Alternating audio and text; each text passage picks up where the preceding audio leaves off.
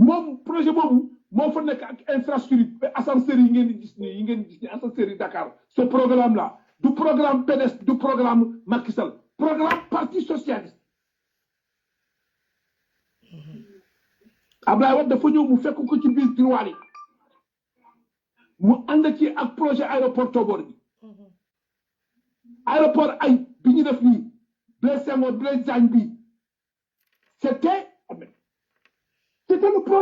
projet transféré à Diass. Ok, Émile, on va te passer de 2 minutes. Voilà. Ok, 1 minute. Ok, allez. Ouais, Émile. Ok, merci. Émile, merci beaucoup, grand Daba. Émile. Non, Émile, il est sorti. Hein, donc, Je vais lever la main. Ok. Non, c'est pas Émile. Hein. Non, c'est Modumba et depuis. C'est moi. Levez la main, c'est moi. Ouais, tu voulais intervenir sur l'infrastructure là? L'infrastructure bi nga xamantene Dabakh mi ngi koy wax lu jëm ci Ziguinchor manam weddi gis bokk ci bo len xolé kéro président Ousmane Sonko ba muy def di lancer programme am bi gis ngeen cortège bu muy ñëw fofu sa terrain ba gis ngeen tali yu mu jaar waaw c'est pas normal manam Casamance man je xawma genre maa ngi jégalu ci cadre bi sax mais suñu père Robert Sagna moom mi nga xamantene il est le premier homme d'état ci Casamance il fait partie les premiers hommes d'état de Casamance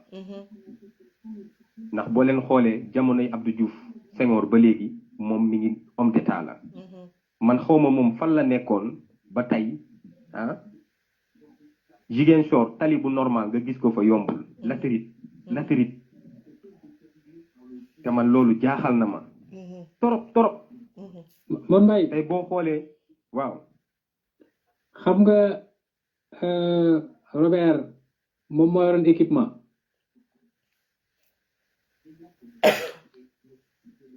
maa ngi lay dégg donc li mu waroon équipé biir këram la ko équipé parce que Abdou Diouf lui a rendu visite bi mu ñëwee mu dalal ko Abdou Diouf lu mu ko wax budget équipement bi yëpp ci kër gi nga ko def xoolal loolu c'est extraordinaire mi ngi noonu voilà mu doon man loolu rek moo ma gën a jaaxal ci Casamance ba pare tamit keroog dama dégg loo xamante ne maanaam on est au 21e siècle sa waa ji ah nga gis président Ousmane Sonko yëkkati micro mu ne am na coin yi nekk ci biir Casamance amuñu lumière am na coin yi nekk ci biir Casamance amuñu électricité te tey doomu xaram bi nekk Fuuta Matam maanaam Macky Sall maa ngi jégalu sax mais Farba Ngom bi nekk Fuuta nekk Matam tey boo xoolee Ferlo bi sax def nañ fa courant PIDC yéen lu tax Macky Sall seddu leen ci PIDC da baax programme PIDC forage yooyu foo tourner ci Ferlo bi di ko gis foo tourner ci yoonu Fuuta Podor Matam Dagana di gis PIDC bi seen forage yi ñu bind ci kaw PUDC lu tax yéen projet yooyu Casamance Macky Sall seetaan leen ci. mais Modou Mbaye ma wax la lu tax may ma parce que Macky Sall keroog ba muy campagne ci élection présidentielle mu ñëw Bignona taxaw ne waa Casamance soo leen buggee Casamance dugg ci développement Sénégal da ngeen may voté man Macky Sall ngeen voté coalition benn bokk Bakar ak APR loolu nekk kaddu bu salte mu nekk saaga ñu tontu ko nag delloo ko saaga bi duma ko toroxal ko xam nga nag comme moom borom xen la rancunier la borom xen la léegi moom nee na day fayu quoi noonu quoi. waaw mais fayu bu ànd ak ñàkk jom parce que xaalis bu mu yoree suñu xaalis la ñun. non c'est désolé te tey li si gën a garaawaat sax yee bàyyi maa ngi jégalu li si gën a garaaw tey boo demee si côté Dandamaayo bi nga dem tey par exemple Dandamaayo boo demee Fuuta am na zone bu ñuy wax zone Dandamaayo ñi nga xamante ne ñoom si côté dex ba leen dëkkee gis nga ñooñu seen dëkk yi dañu si benn dëkk bu ngand la fay nekk si ay kër du mot 50 ñu defal leen électricité te tey da ngay dem Casamance nga gis dëkk bu yaatu du am courant du am tali bu baax tey boo ñëwee tey man côté boobu laay jël exemple ndax côté boobu def naa fa 8 ans diggante Matam Podor Dagana def naa fa 8 ans ndax liggéey naa foofu si ay rajo mais da ngay gis tey maanaam Macky Sall yoonam bi dugg kër waajuram Dendori da ko gudd rene ba si biir dëkkam Farba Ngom lu tàmbalee Agnam ba jëm Matam dañ ko goudronné ba mu ñuul kukk ñoom daal léegi ñoom fi ñu xamante ne seen mbokk yi fa leen dëkk tali bi fa lay jaar seen oto yi fa lay jaar seen am di jàmb yi fa lay jaar foofu lañ defar la amoon jamonoy Abdou Diouf nga xam ne tey maa ngi fàttaliku Léna Fall Diagne nekkoon mairie Fass Colobane Gueule Tapée dañ ko doon xas naan ko yow maanaam sa oto fuy xëy si mairie bi yoon bu muy jaar foofu nga goudronné ba sa yoonu kër te loolu boo ñëwee Fass Colobane Gueule Tapée loolu nga fa doon gis maanaam madame la maire fi otom doon jaar buy xëy si foofu la goudronné ok Modou Mbaye mu doon lu doy waar loolu laa ci doon dolli. ok merci beaucoup. waaye bàyyi maa ngi jégalu sax balaa ngay kii di félicité waat gars yi parce que dugal naa message bi ci groupe bi romb nañ 1 million yi. ok jox ma chiffre. waaw defal chiffre nekk nañ 1 million 016 727. ok 11 millions 16 000. waaw mais bu fekkee ne 124 632 yi ma envoyé bu ma ci jotee rek. lay doon 1 million 016 727. ok merci beaucoup. Merci beaucoup, Modou Mbaye. Ok. Gabriel, il faut épingler le numéro. Il a disparu. Le numéro de WhatsApp. Si, non, il est là. Le numéro, il est toujours là. Il est toujours là. Merci. On va rester dans le cadre. Hein, on parle de l'infrastructure. Léguinak, par rapport à Modou Mbaye, si je peux te donner une réponse, là, c'est vrai que je vais être un petit peu lourde par rapport à la population casaçaise parce que ils ont eu Ablaye Baldé pendant des années, des maires, il n'a pas fait, il n'a rien fait. Et puis ils l'ont assisté, ils l'ont regardé, l'infrastructure au niveau de la lumière, parce que c'est évidemment, parce que effectivement, le président Ousmane Sonko, il a dit ce jour-là, c'est eux-mêmes qu'ils étaient obligés de rajouter les générateurs et puis les portables là pour qu'il y ait plus de lumière à l'endroit qu'ils ont fait le meeting. Et puis dans la nuit aussi, parce qu'il faisait à 16h, à 18h déjà, il faisait sombre. C'est vrai, il n'y a pas assez de lumière. Mais ça, c'est la faute de la population casamassaise parce que c'est eux qui ont laissé faire. Parce que comment on peut voir un maire pendant des années et des années, il est là, et pour le vieux Robert Sagna, d'après ce que Grand Khalifa Babakar vient de dire aussi, même Abdou Diouf lui a fait cette reproche, mais la population l'a laissé faire. Ça peut plus marcher. Maintenant, on dit stop à tout ça là. Maintenant, celui qui vient, il fait du bon boulot. Et président Ousmane Sonko, il a dit il y a ça. Parce que quand il a cité ce manque de clarté, de lumière dans la ville, ça veut dire c'est quelque chose que voilà quoi, qui lui pèse à la tête. Et puis c'est pas normal. On est au 21e siècle. C'est pas normal. Et la jeunesse casamassaise, maintenant c'est à vous. Maintenant, la balle est dans votre camp. Maintenant, celui que ce soit,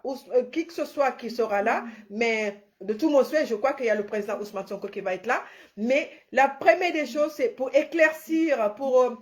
mettre le plus de lumière dans la ville, aux environnements et pour les routes aussi. Les routes, parce que Grand Dabar l'a mentionné, parce que ces gens-là, on leur donne le budget, et le budget pour construire au moins 15 km, ils vont prendre du bas de gamme. Ils vont pas mettre les produits nécessaires, ils suivent pas le truc du cahier des charges, et puis ils mettent tout l'argent dans leur poche. Parce que ça, ils ont compris que le président qui est Macky Sall, parce que celui qui aime quand les gens font ça, parce que ces trucs-là, ils n'ont pas de bilan à donner à Macky Sall. Et on te dit, je t'envoie là-bas, fais ce que tu as à faire, parce que il ne va pas le dire ouvertement, plus tu voles, plus tu es mon ami. C'est comme ça. Et ces gens-là, ils ont compris, ils jouent de la même manière. Parce que vu que Macky Sall ne le demande pas, de bilan. Voilà, on va rester comme ça. Mais je vais rester campé sur ça. C'est à la population de dire non. Toute personne qui vient là, tu veux diriger la région, ou la région à la région, il faut mettre les choses qu'il faut, les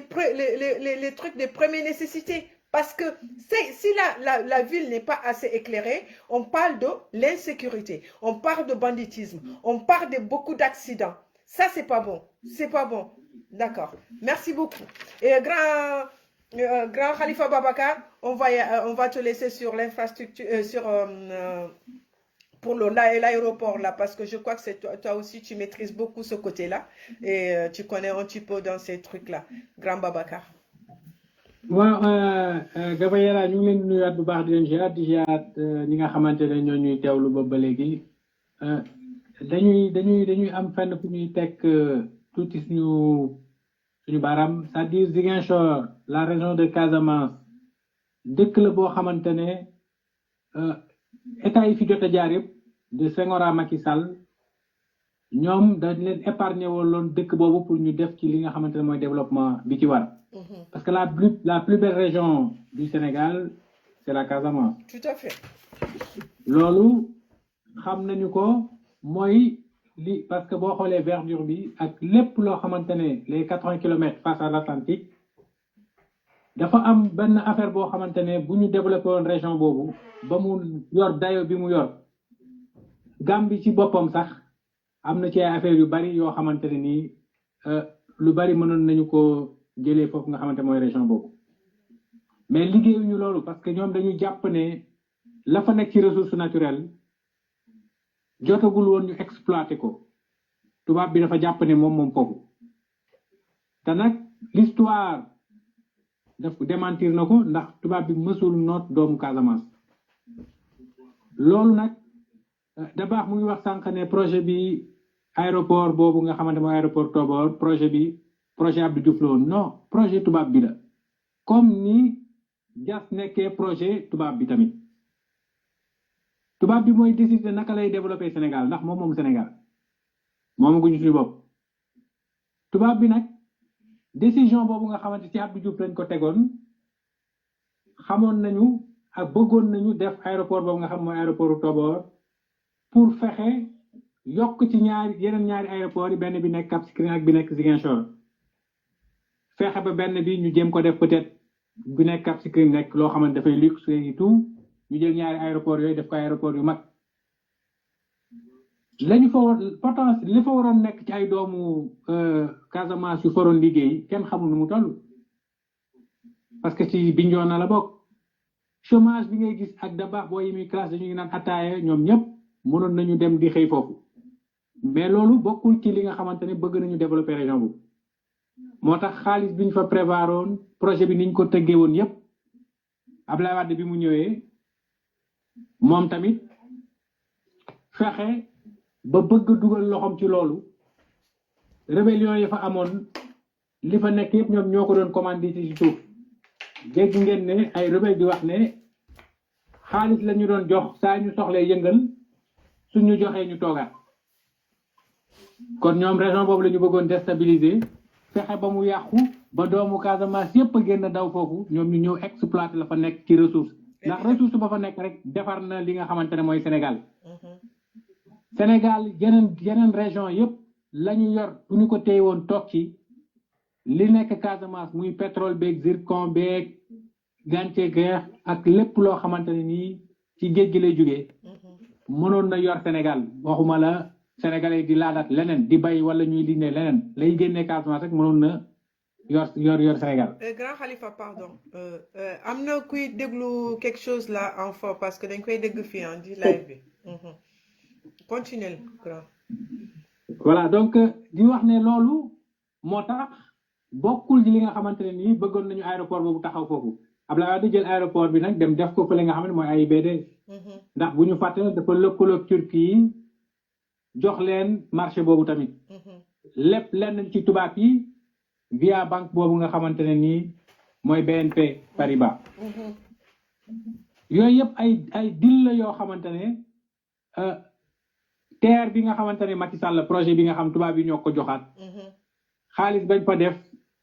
mënoon na AIBD mënoon nañ ko financer suñu bopp mënoon nañu tamit financer aéroport ba nga xam ne mooy aéroport Tobor ba pare it yóbbu train bi mu dem ba Ziguinchor dem tamit ba Saint-Louis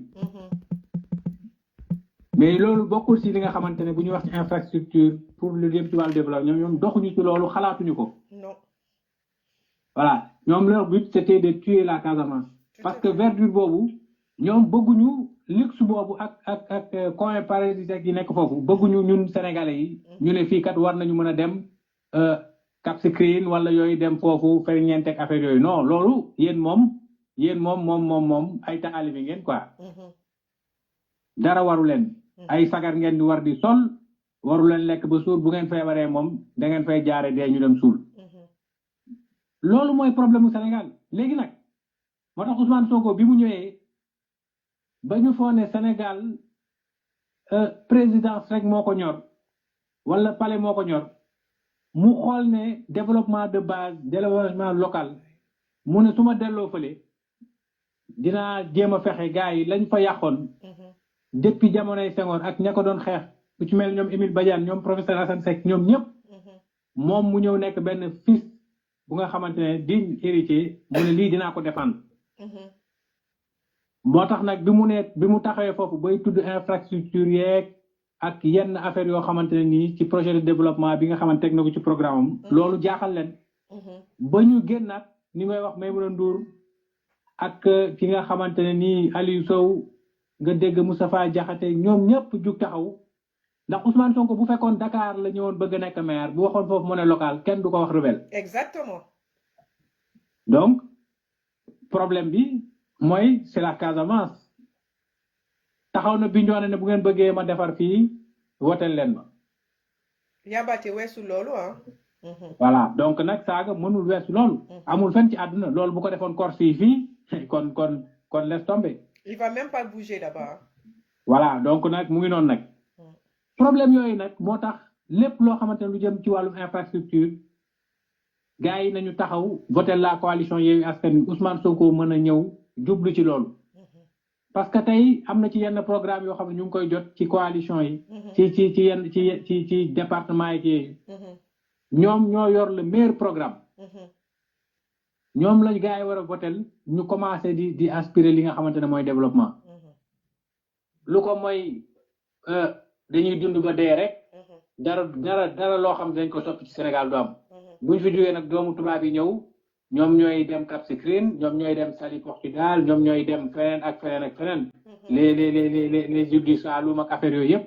te loolu Sénégalais dañ ko war a xam. waaw Sénégalais Dakar waaye war na bañ a jug dagg bi ñu ne ko foo jëm mu ne non Cap Skirring laa jëm. mais ñoom ñëpp léegi ñu ngi tàllal yoonu Dubaï. te fii te boo gisee verdure bi nekk foofu ak li ñu fa mën a dund. yeneen produits yi dund fii yëpp gars yi dañ génétiquement dañ ko modifié. ay organismes génétiquement modifié la. ay OGM. donc produit bio mu ngi en Afrique. rawatina nga xam foofu mooy Casamance. voilà donc aéroport boobu nag nekk Tobor comme ni da baax di wax Macky Sall xamul fu site bi nekk. parce que ça ne l'intéresse pas mais bu xamoon foofu kon moom da ci doon taxaw ba aéroport boobu ñu mën ko taxawal. parce que loolu da sur le plan international tourisme international bi ñoom ñëpp dañuy mën di wàcc foofu nga xamante mooy la région de Casamance. pour mën a visiter foofu. parce que zone bu mel ni Casamance tranquillité bi nga xamante ne am na foofu jamono jii. te mosu fa ñàkk ndax ñoom ñoo ko créé. ñoom ñoo créé li nga xamante ne rébellion boobu ñoom ñoo ko créé. voilà loolu nag le Sénégalais yi war a bàyyi xel parce que ni mu mel Amérique du Sud nga koy gis. te foofu ñooñu ñu ngi ci wàllum drogue beeg donc c'est dangereux ak yu demee noonu. tranquillité bi am foofu noonu amul feneen. mangrove baa ngi foofu mën nga non mais laisse tomber foofu la fa nekk ci ay îles kenn xamul lu mu ay îles yu am solo. baal ma mais yàq nañ am na yeneen certaines personnes yi am ni bu fekkee ne live bi neexu la kenn obligé wu la ngay ñëw fii di joxe ay bopp bu mer tête de mort tu peux sortir tranquillement am leen seen job. Je suis en train de le supprimer. Oh, c'est bien, c'est vraiment grave. Voilà, donc c'est ça.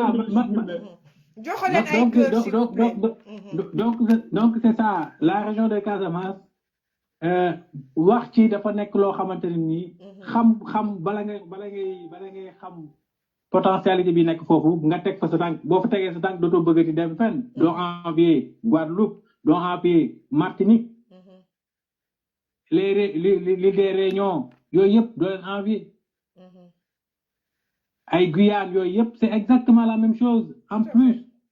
ak tranquillité bu nga xamante ne nii ci courant marin yi ak parce que vent yi nga xamante ne dañu violent côté bële li ñuy jëlee seen départ bu ñu ñëwee balaa ñuy yegg ci côté bi day fekk seen vitesse jeex donc ñun yenn danger yooyu duñ ko am moo tax lu mu taw am na ci yenn yoo xamante ne nii duñ ko am comme yeneen dëkk yi la fële typhon yi di fa jaar di yàq ak yooyu parce que fii mu féete la donc loolu wax dëgg yàlla c'est une belle région war nañ ci taxaw gars yi jàpp ci Ousmane Sonko fexe gagné foofu nga xamante ne moom mooy Ziguinchor doomu Casamance yëpp jàppale ko mu gagné foofu def li nga xamante ne mooy projet yi bi mu fa am ak communes yi nekk foofu yëpp ñu commencé aspirer li nga xamante ne mooy développement voilà. Merci beaucoup Grand Babacar sur l'éclaircissement bi ci kii bi bu nga def ci infrastructure bi ak ci aéroport bi merci beaucoup et fexe leen ma ngeen supprimer la personne qui donne des têtes de mort là parce qu'apparemment si le live te plaît pas ben, tu peux aller tranquillement parce que voilà quoi t'as ta connexion t'as le temps de donner des têtes de mort bah tu peux aller tranquillement quoi, mais parce que, je l'ai massacré, quoi. Donne-moi son nom là, que je le divulgue là, en direct là, pour que les gens puissent entendre son nom. C'est Djibisow, c'est Djibisow. Et Djibisow, franchement, si tu te respectes pas, nous on se respecte Djibisow. Franchement, t'es tête de mort là. Non, je crois le connaître. Il est de Aper, il est de Bignona. Ok, bah si effectivement, si ce live ne te plaît pas, vas-y, là où tu veux entendre ce qui te plaît, ce qui est agréable dans tes oreilles, va te connecter sur ce live là parce que vraiment, tu es vraiment, je ne veux pas te dire quelque chose, mais franchement, tu n'es pas digne d'être sénégalais quoi. Tu vois, non? Voilà, et tu peux oublier ce live là parce que nous, on t'a pas évité de venir ici, hein. Franchement, le minimum de respect. Ok, merci beaucoup Grand Khalifa. Ben, franchement, Grand Dabar, c'est une intervention binaire rafet na trop et puis c'était très pertinent. J'espère que si nous follow aussi, avec si nous internet et tout comme ça, d'accord. C'est un éternel indigné, c'est Djibisow là. Mais c'est eux qui sont en train de bouffer, c'est eux qui sont en train de bouffer l'argent des Sénégalais dans Ankara et ils ne foutent rien. Ok, ben supprime-le, bloque-le directement. Oui, mais je l'ai bloqué depuis. Ben c'est non, eux qui sont en train de bouffer l'argent de Ankara. Il y en a encore là, il est parti, il y en a 1 ou 2 personnes qui sont venues avec un nouveau profil, il faut le bloquer. Voilà. Et tout simplement, ce qu'on disait, ce que Grand Khalifa et Grand Dabar ont dit sur l'infrastructure là, tout dépend de vous maintenant. Parce que si vous savez que ces gens-là ne foutent rien chez vous, c'est pas la peine de les élire. C'est très simple. Ça, il faut les sanctionner. Parce que quand vous entendez Macky Sall qui vous dit si vous voulez que chez vous soit bien, il faut voter pour moi. Ce genre, c'est des propos vraiment pas catholiques, franchement, c'est pas très joli et puis c'est pas respectueux parce que il manque du respect à son peuple. Et ça, il faut lui montrer par A plus B que bah voilà quoi. Si tu veux pas, nous, on va prendre notre région en charge. On va le faire. Voilà, vous avez eu l'occasion aujourd'hui. Cette occasion-là, c'est la monnaie locale que Ousmane Sonko a amenée. Parce que cette nouvelle monnaie locale-là, c'est ça qui va nous permettre aussi de boucher certains endroits où le gouvernement n'avance pas. Parce que si vous avez ça et tout comme ça, parce qu'il y a Modoumbay qui disait qu'à Fouta, c'est tellement éclairé, mais il ne faut pas oublier aussi, peut-être que c'est pas forcément que c'est Macky Sall ou bien Farbangom, parce que la diaspora foutanké, ils investissent beaucoup chez eux. Ils investissent beaucoup. Et vous, aujourd'hui, peut-être que vous n'arrivez pas à investir en Casamance, peut-être que vous n'avez pas les moyens. Mais avec la nouvelle monnaie locale là, avec ça, vous pouvez investir, éclairer la ville,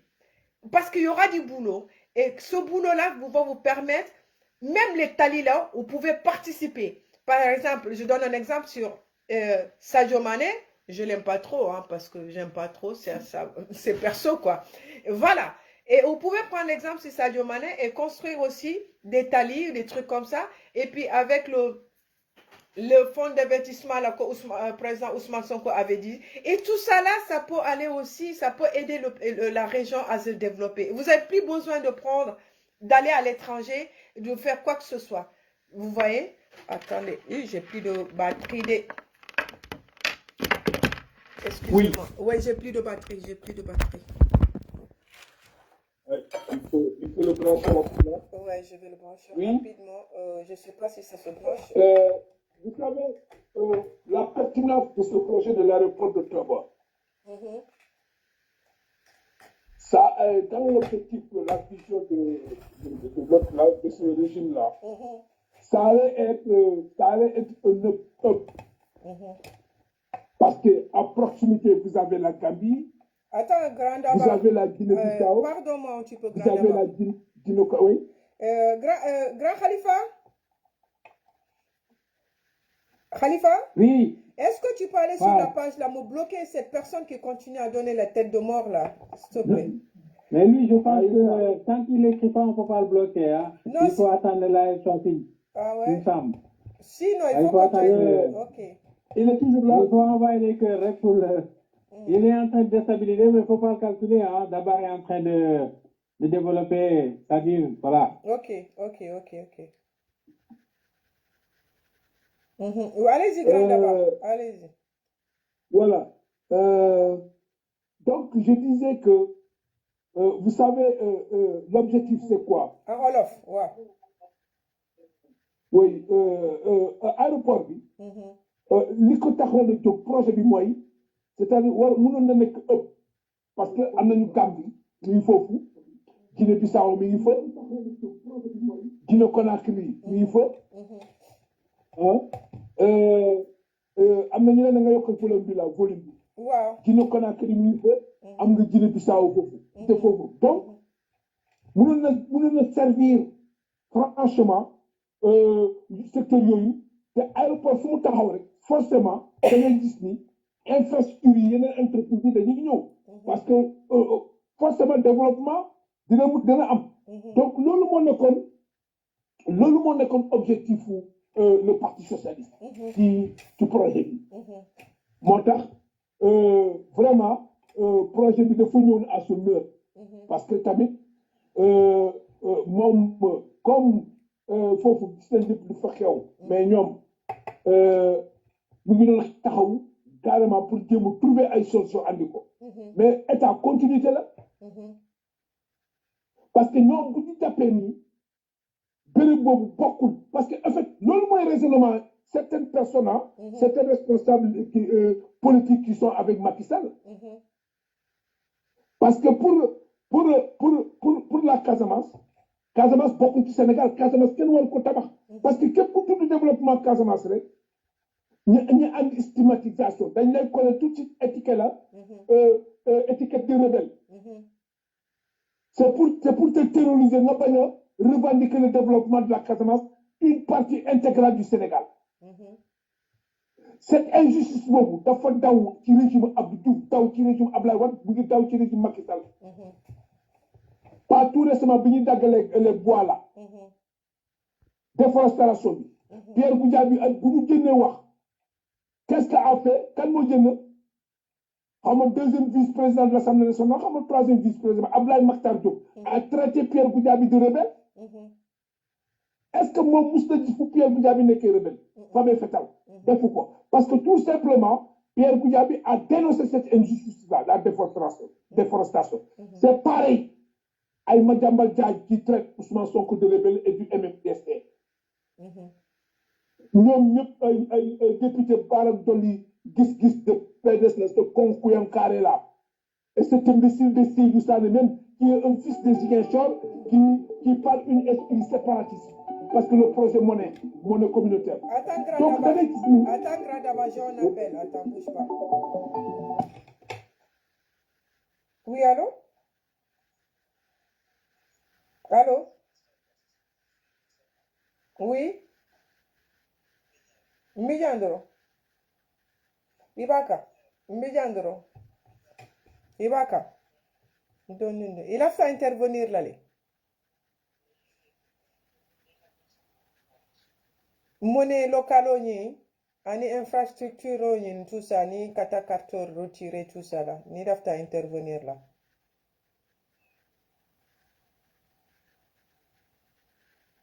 Président Ousmane Sonko est monnaie locale.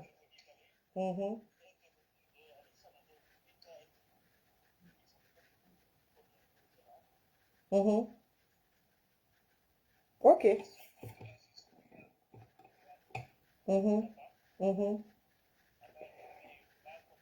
Ilo abeja ilo ngal bula fanko la ya kuma nge bula direct la ni nadiati ya fo kawo kala surwa kan wala maninka kawo nadiati ok ibe la moy la ya moy ok assalamu alaikum baadu mi lambaro la mbal konton na kal ziare sëñ Abdoul Aziz Daba ngi lay ziare bu baax a baax sëñ Daba ak ñoom ak ñëpp ñoo xamante ni ñu nekk ci plateau bi parce que dañu dëgg amuñ jot lu bare buñ amee ni jot live fa ibe dlamine ila live fa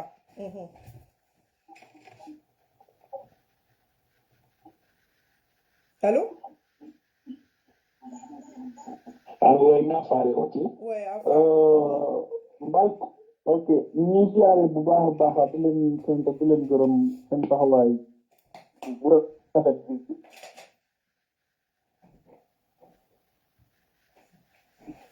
taxawaay boo xamante ni taxawaay patriote la ak taxawaay bëgg Sénégal bëgg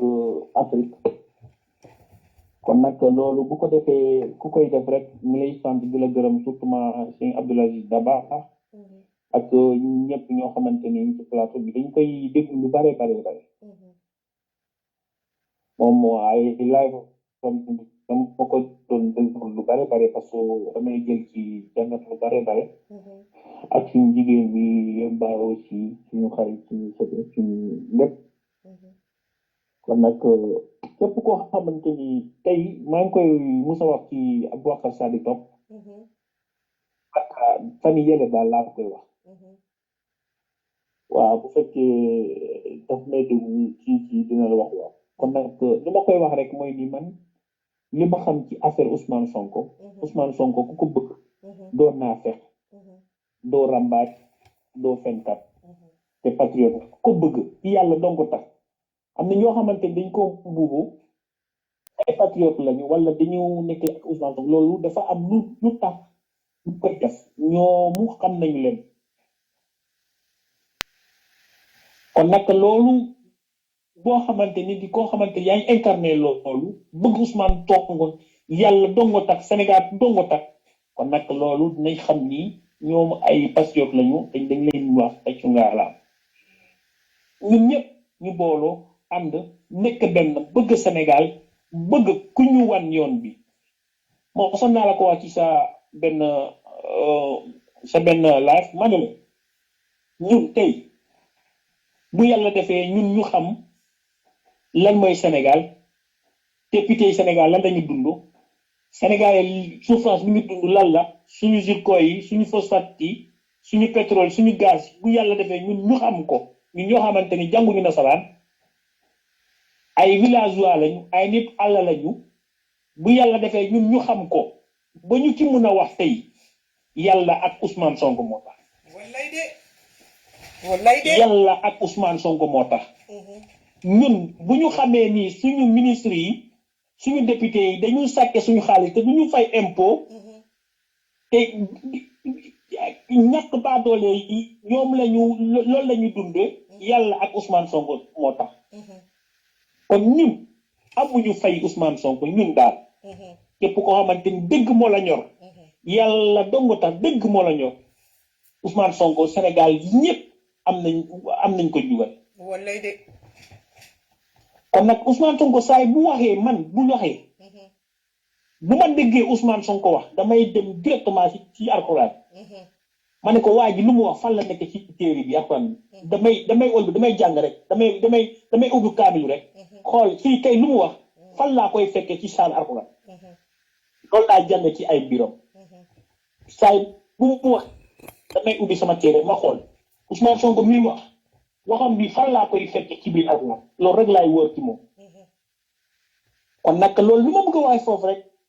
lu muy wax dafa menkoo ak diine mu menkoo ak sariya mu menkoo ak xaqiiqa saay bu mu wax rek nga weddi ko nga bëgg ko bañ ko bëgg saay bu mu wax ba pare demal ci téere alxuraan wala nga dem ci xadis yonent yi boo ko fekkul foofu boo ko fekkul ci alxuraan da ngay fekkee ci xadis loolu laay xool waaj man xooluma ko leader politique la dama koy xool ni yàlla moo ñu ko baaxal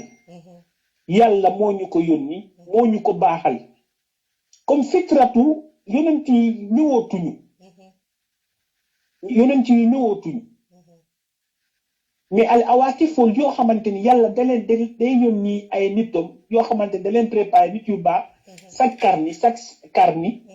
nit yu baax yooyu ba tey day am kon nag man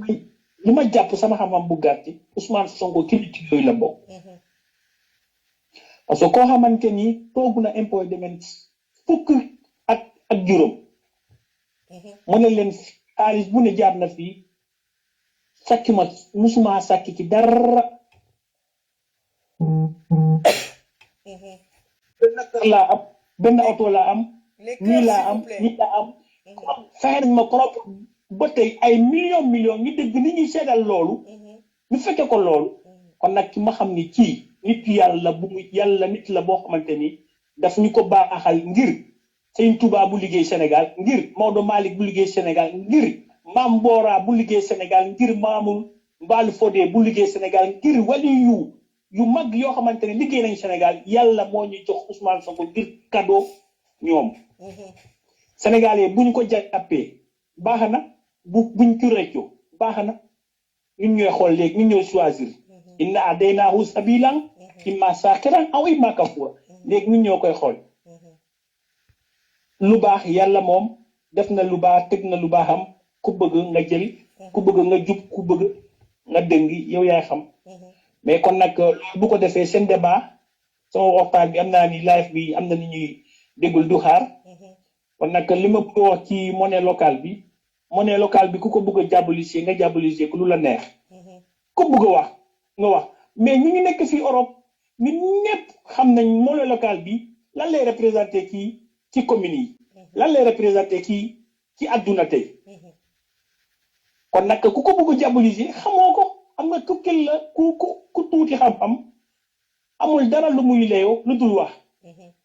koo xamante ni amul xam-xam amul lu muy wax kon nag moom lan la il faut muy yuux rek mais ñu am xam-xam te ñu déggu bu ñu déggee Ousmane Sonko wax lii ñoom ñëpp dañuy topp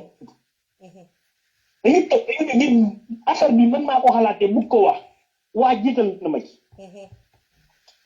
waaw affaire bi maa ko xalaat pour wax ko waa jiital na ma ci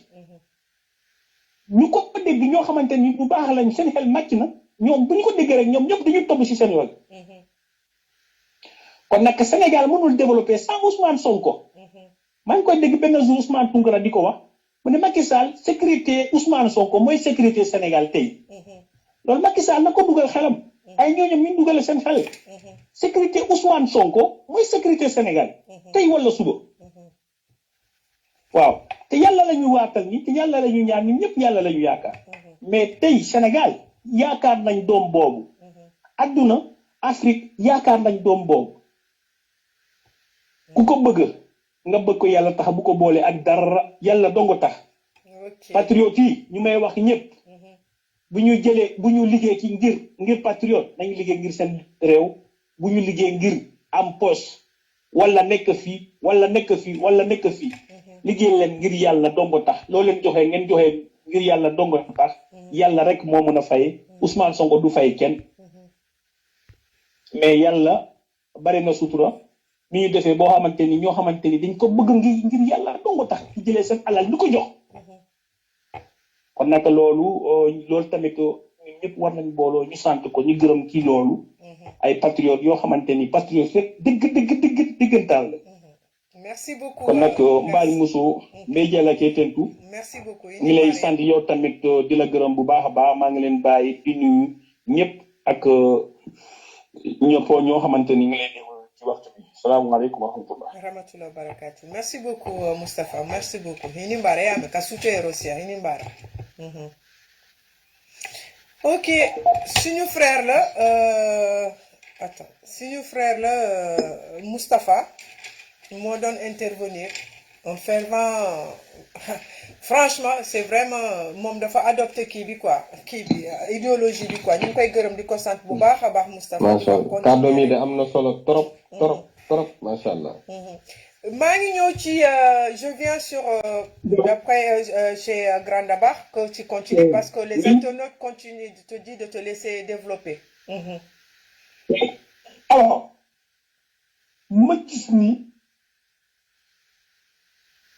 képp ku jóg di wax développement mais pour tuddee Casamance rek da ngay gis ay nit ñu jóg def commencé di wax ay stigmatisation ñu jël conflit Casamance bi def ko arme de chantage contre képp ku jóg di wax développement socio-économique de la Casamance te xam ngeen ñoom ñëpp xam nañu ni recherche bi nekk ci biir région Casamance boobu bés buñ ko développé doomu sénégalais yépp a ko moom la preuve tey dem leen Casamance ñan nga fay fekk boo duggee ci marché ñoom nga leen ne ñan nga fay fekk ñi fa dëkkul nga fay fekk tey ka fa dem bi toog boo ko nee delluñ fële mu ne la non fii lay toog parce que ñun dañuy jàpp ni ci biir Sénégal la bokk mais dama la ne politique boobu loolu yëpp du tax nit ñi ay guerre parce que ñun dañoo jàpp ni Casamance mu ngi ci biir Sénégal dañoo jàpp ni recherche ba fa nekk alal ba fa nekk sénégalais ñoo ko moom comme sénégalais ni ñu moom pétrole bi moom zircon bi moom box bi bu fekkente ne ñun noonu lañ ko calculer ñun ñu dëkk Casamance noonu lañ ko gisee ñi yore réew mi am beneen gis-gis boo xam ne gis bu bon bu baaxul gis-gis buy féewale gis-gis buy yàq ba doomu Casamance ñu isolé ko stigmatiser ko teg ko ci benn coin bu waxee mel ni moom amul droit wax ci li jëm ci koom-koom région moom bu waxee ñi jëm dëkkal ko feneen rebelle mais kon ñun ay rebelle lañu quoi man moom d'accord na waaw man bokkuma ci ñi nga xam ne buñ la jiiñee dëmm ñu ne la dëmm nga buñ la fekk ak yeelu liir non man bokk man soo ma jiiñee dëmm rek damay fekk ma yow la yeelu liir danaa la woon ne dëmm la waaw man moom duma arrière te loolu yàgg naa ko wax donc loolu du jàll bon bu dee loolu la ñoom Madiambal Diagne yëkkati def ko àll di bëgg a stigmatiser Ousmane dëkkale ko ci séparation MFDC non ndax na boppam quoi parce que loolu du tax ñu arrière quoi ci développement bi parce que dañoo gëm ni Casamance bu développé Sénégal mooy développé dañoo gëm ni Fatick bu développé Sénégal mooy développé dañoo gëm ni Kaolack bu développé Sénégal mooy développé donc ñun kooku moom bu yeboo képp kuy déglu live bi ak ñi may dégg ak Macky Sall non loolu moom bu leen solo seen bopp du nga jël affaire rébellion bi pour def arme comme ni ngeen doon def gars yi bu njëkk ci jamono ñoom Abdou Diouf kenn du ŋaaw ku wax rek mel na ko le rebelle la mu arrière parce que Abdoulaye Makhtar Diop arme boobu la yor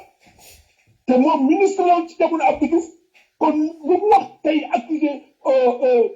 Pierre Goudiaby Atepa ci bu ñuy def déforestation Casamance bi Pierre du wax mu ne ko rebelle la Abdoulaye Makhtar Diop ministre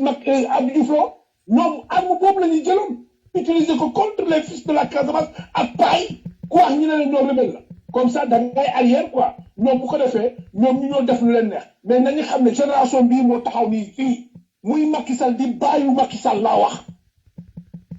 bu fi taxawee ñu ne ko ay rebelle lañu parce que pour développement Casamance moom kooku moom ku taxaw ñu wala ñun ay rebelle lañu quoi pour dama bëgg pour mu leer parce que seen technique de communication boobu du jàll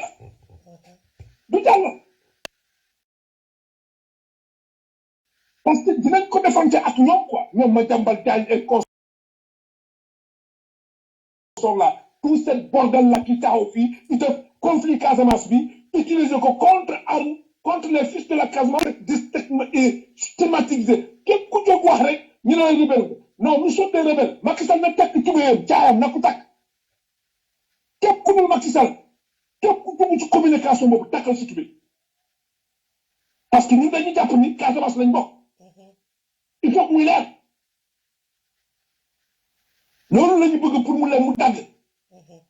Ousmane lu mu andi projet bu mu andi noonu buñ ko expérimenté sax Barthélémy Dias dina ko dóor Dakar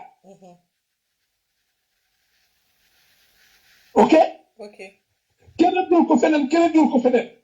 mais kan mooy gagné askanu Sénégal mooy gagné bu boobaa tubaab bi duñu mën a noot parce que dañuy produire consommer brut mais Thomas Sankara lan moo ko may doole Exact.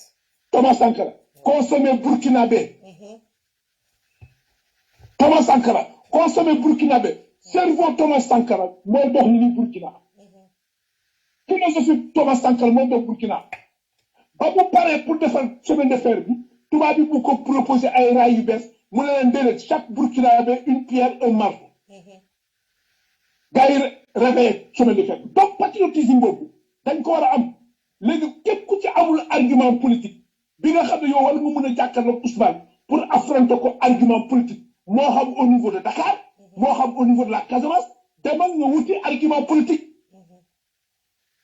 mais slogan boobu ñuy bëgg a jël noonu di ko bindee ñoom ma jàmbal ay yooyu ñii dafa bëgg a séparer Sénégal ak Casamance dafa bëgg a toj Sénégal Ousmane dafa junni mu fekk conflit bi fii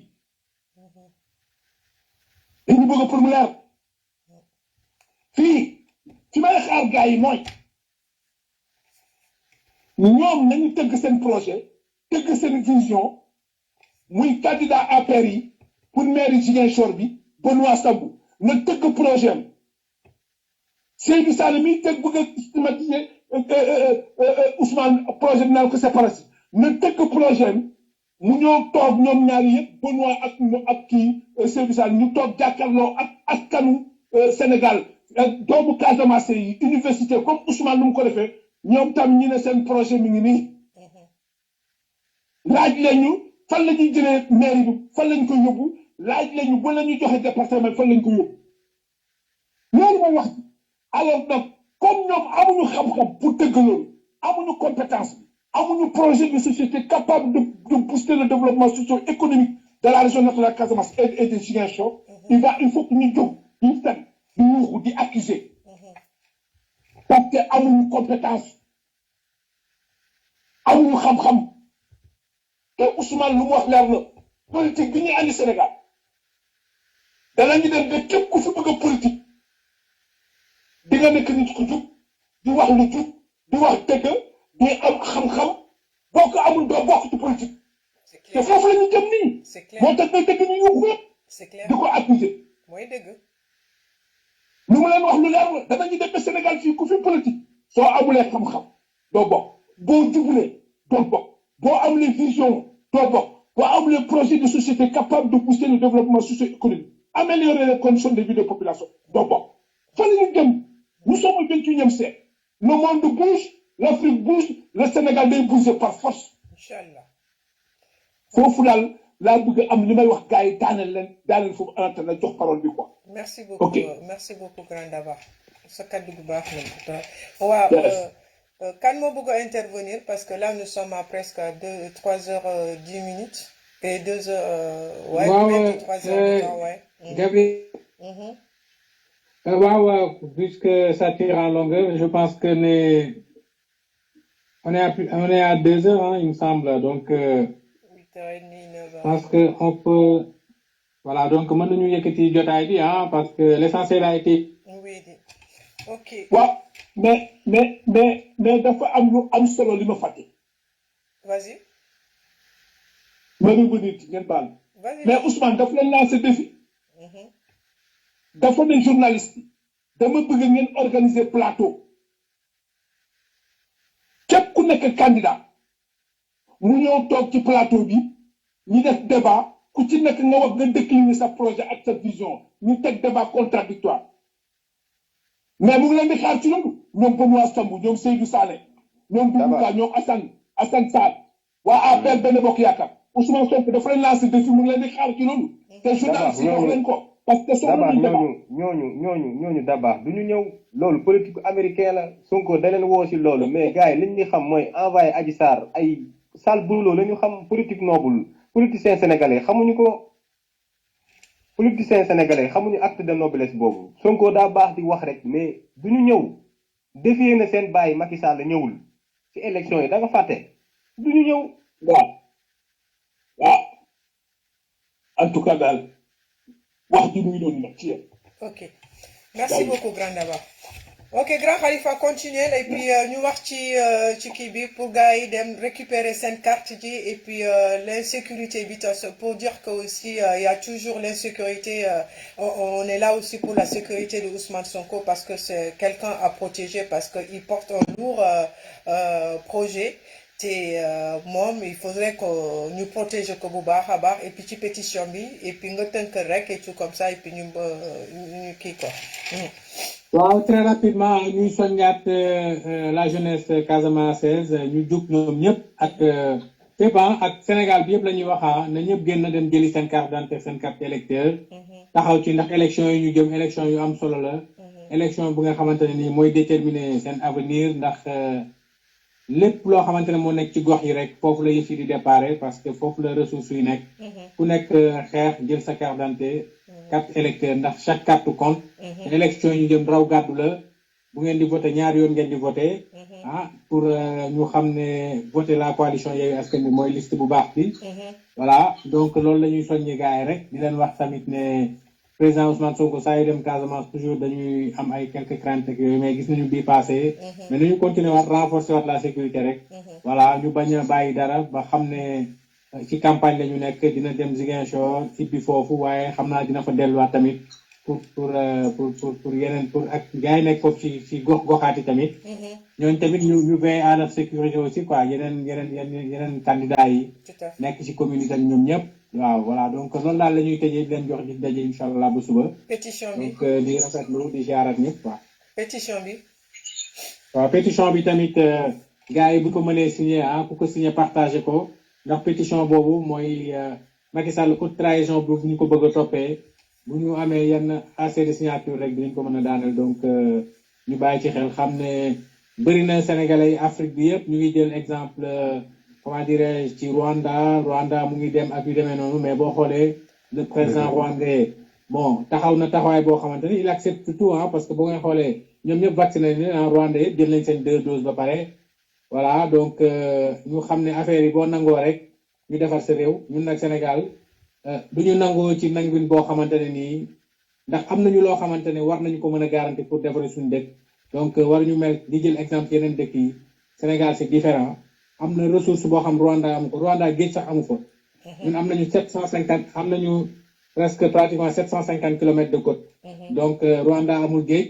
loolu rek voilà ëppalee nañ ko loolu waxuma laat suñu eau douce ñu am suñu climat bi ñu am suñu ressource naturelle bi ñu am donc ñun actuellement boo doon xool boo jëloon Arabie Saoudite jël Dubaï jël Qatar la ñu am ñëpp ñun bu ñu dajalee lu ñu am moo ëpp donc nañu gëm suñu bopp xam ne suñu développement ñun ñoo koy xeexal suñu bopp bañ di jël ci exemple kenn ñun lañu war roy kon foofu laay tënkee wax ji. merci beaucoup grand Khalifa et Modou Mbaye. macha allah waxtaan bi am na solo lool tey ñu ngi sant ñëpp di gërëm ñëpp di fàttaliwaat gars yi pétition bi dafa mel ni nag daanaka cagnotte bi gars yi taxawaloon Kopar Express bi coalition bi moo taxoon gars yi xaw a fàtte tuuti pétition bi. ñu fàttaliwaat gars yi ñu dem signer pétition bi nga xamante ne bëgg nañ ko teg si noddu bi nga xam ne muy Macky Sall. ngir luuba li nga xam ne mi ngi koy def ba comploteur boobu di Djibril Ngom mu recevoir loon ko ak yeneen yoo xamante ne maanaam li occasion la ñu teg ko si yoon. beneen bi rek li may ñëw di waxaat rek fi Khalifa tëjee rek laay ñëwee waat maanaam Sénégal toll nañ niveau boo xamante ne ressources yi fi nekk si région yi rek tey boo jëlee di Mbour nga jël fi nga xamante ne muy Saint-Louis nga jël fi nga xamante ne muy Casamance nga jël Saloum bi nga jël fi nga xamante ne diggante Dagana Podor nga xamante ne gars yi ñu ngi fay béy ceeb ak doole kon Sénégal doon na suuf soo xamante ne yàlla def na fi barke def na fi ay recherche yu ay recherche yu am solo waaye suñu nattu lenn rek la dañoo am ay l'homme qu'il faut à la place qu'il faut la ñu amul maanaam ñoo xamante ne saay su nekk enrichiru si ndoddu askanu bi rek loo leen tax a jóg ngir lan bëgg am ay immeuble dajale suñuy milliards tas ko si banque yi international yi ñu tabax ko ay kër def ko ay prête-nom jël seen xaalis yi jël seen bien yëpp def ko ay prête-nom tasaare ko si réew mi ngir lan bëgg gën di sàcc suñu xaalis si réew mi léegi nag li ñuy woote muy éveil de conscience dañu bëgg ngir yàlla sénégalais yeewu leen ngeen xam li leen président Ousmane Sonko woo ngeen yeewu ngeen xam ne dëkk maanaam nit ki yow yaay liggéeyal sa bopp sa dëkk du nasaraan gi ñoo la koy liggéeyal te loolu si fois boobu le président Ousmane Sonko di woo ñëpp di sant di gërëm ñëpp si ñi nga xam ne jot nañoo participer si cagnotte bi ba nga xam ne romb nañ 1 million yi ñu leen si sant bu baax a baax di wax ne que le combat continue di leen wax jërë ngeen jëf. Merci beaucoup Modou Mbaye. Et Grand Daba, ce dernier cadeau. Oui, allô, waaw. Donc, ñu dellu soit rek di sondu gaaw di leen wax ni jërëjëf ci cagnotte bi. Kan ma ubbi micro kan ma ubbi micro. waaw am na bu yaa. waaw demal. Allô. waaw demal grand. Allô. waaw demal. waaw donc ñuy delluwaat di sant ñëpp. waaw di leen wax ne sécurité bi nañ ko yokk parce que sécurité bi gis nañu macha allah car voyage bi changé na ne GPS nañu góorgóorlu te ñi bàyyi xel ci convoi yi oto yi nga xam ne surtout ñooy convoi bi gars yi nañ ko sécurité ci biir ci biti nañ koy vérifier tout le temps te rumbalement bi bu mu tax ñi nga xam ne ñoo jël sécurité bi ñu bàyyi oto yi di dem nañu bàyyi xel ci sécurité yi ci oto yi c'est très important beneen bi mooy nañu renforcer sécurité bi parce que ay gan ñooy ñëw bu Ousmane rek mooy ñëw parce que coalition Yewwi Askan Wi dans sa majorité ñoom ñëpp ñooy ñëw le 7 le 8 à Ziguinchor. Inch'Allah. Donc Ziguinchor am nañu sas nañ leen donc il faut que ñu taxaw ñu gën a yokk seen taxawaay sécurité bi jeunesse bi sécurité bi ñu jàppale sécurité professionnelle bi ñëw noonu ñëpp pour ñu sécurité ñëpp ñu fay ñëw ñu def ko ci jàmm ñibbi ci jàmm beneen bi may wax mooy pétition bi na ci gars yi jàpp ci pétition bi am na solo trop parce que pétition bi objectif am mooy Macky Sall dafa haute trahison la def te haute trahison boobu il faut ñu teg ko parce que ça y est là mi ngi fi donc na ci ñëpp jàpp ci combat bi pétition ñu signé ko mu nga xam ne vraiment dañ koy matal ñi sant di gërëm ñëpp ñi nga xam ne participé nañu ci cagnotte bi di leen ziar di leen jox seen wàccuwaay di leen ne jërëjëf ci soutien bi fa mu jëndee fa xaalis boobu ngeen joxe jënd yàlla na lu fa dugg ëpp li ngeen joxe